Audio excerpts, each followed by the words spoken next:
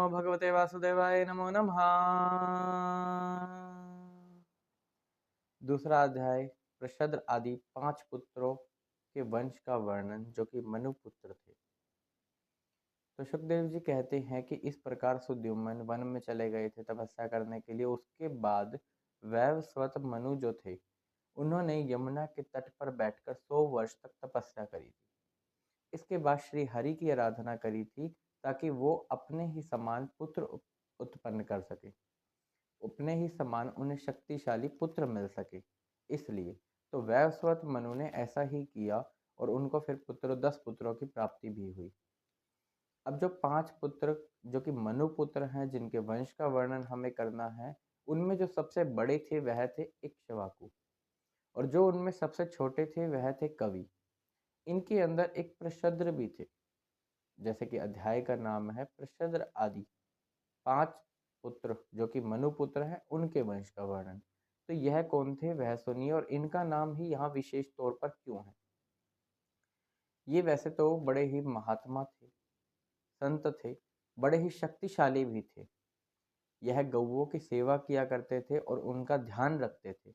तो एक रात बड़े ही भयंकर सी आई कि बड़ी ही तेज वर्षा हो रही थी, बिजली कड़क रही थी, चांद तारे उसमें छुपे हुए थे, तो घोर अंधेरा छाया हुआ था। सभी गैयां बंधी हुई थी उस समय, और अचानक से एक बाघ आ गया उन गैयाओं के बीच में। उस बाघ ने एक गाय को चीर फाड़ डाला, जिससे कि उसकी मृत्यु हो गई।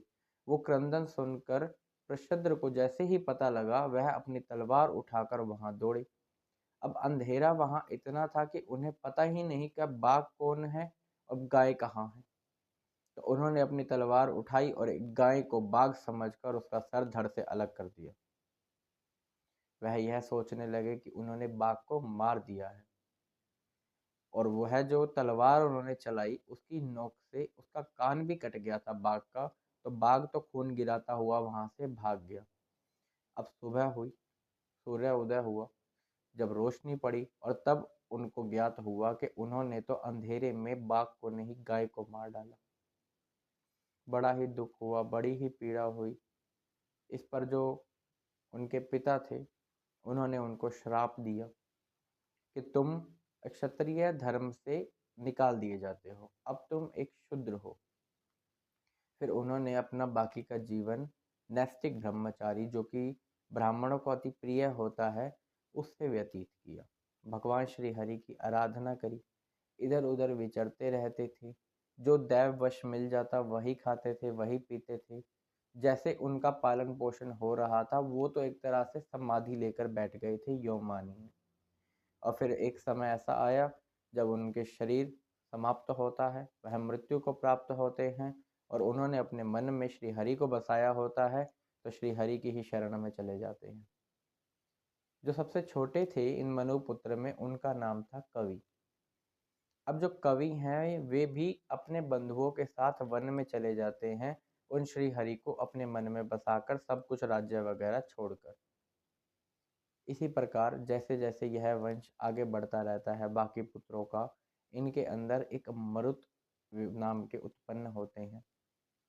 इन्होंने एक ऐसा यज्ञ किया जो यज्ञ पहले कभी हुआ ही नहीं था। ऐसा यज्ञ किया था जिसके अंदर जो इंद्र थे वह सोमपान करके मतवाले हो गए थे।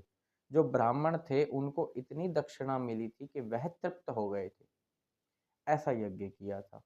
फिर और वंश आगे बढ़ा, कई पुत्र कई पुत्रियां इनके अंदर उत्पन्न हुए, जिनके नाम भागवत महापुराण में दिए हुए हैं। इसके बाद एक तृण बिंदु नाम के व्यक्ति हुए।